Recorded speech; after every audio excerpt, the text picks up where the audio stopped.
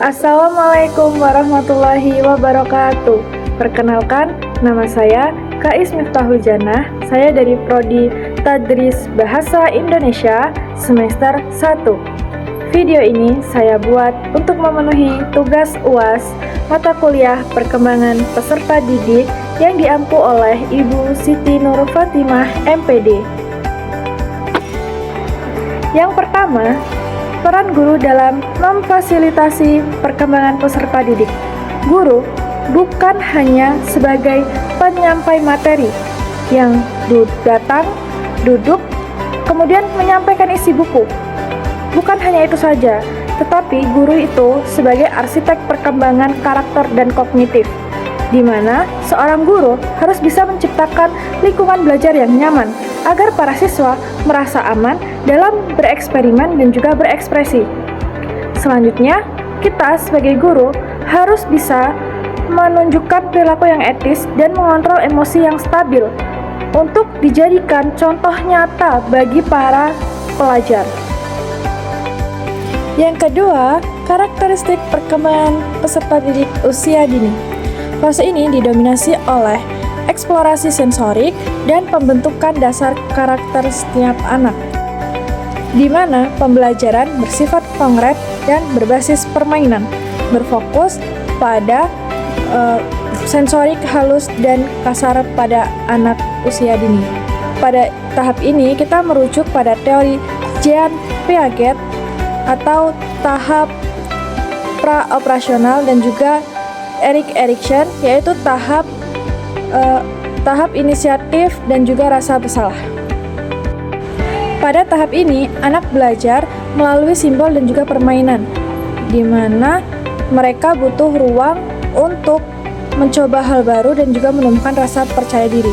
Karena pada kenyataannya, semakin anak dikekang dan juga dimarahi ataupun dinasehati, mereka akan tumbuh menjadi pribadi yang penuh dengan rasa ragu dan juga takut salah. Selanjutnya, yang ketiga yaitu masa remaja atau masa pencarian identitas. Pada tahap ini yang disebut oleh Erik Erikson sebagai krisis identitas atau kebingungan peran. Pada teori ini, remaja sedang mencoba berbagai peran. Mereka mencari tahu siapa diri mereka sebenarnya. Mereka juga mulai memasuki masa operasional formal, di mana mereka sudah mulai berpikir abstrak dan juga kritis. Kita sebagai tenaga pendidik tidak perlu terkejut apabila para pelajar mulai mendebat apa yang kita sampaikan. Itu tandanya otak mereka sudah mulai berkembang. Kita hanya perlu menjadi teman diskusi yang dewasa, bukan sebagai lawan debat. Yang keempat, karakteristik perkembangan dewasa. Fokus pada kemandirian, tanggung jawab, dan juga pengaplikasian pengetahuan dalam kehidupan nyata. Orang dewasa punya konsep diri untuk mengarahkan pembelajarannya sendiri.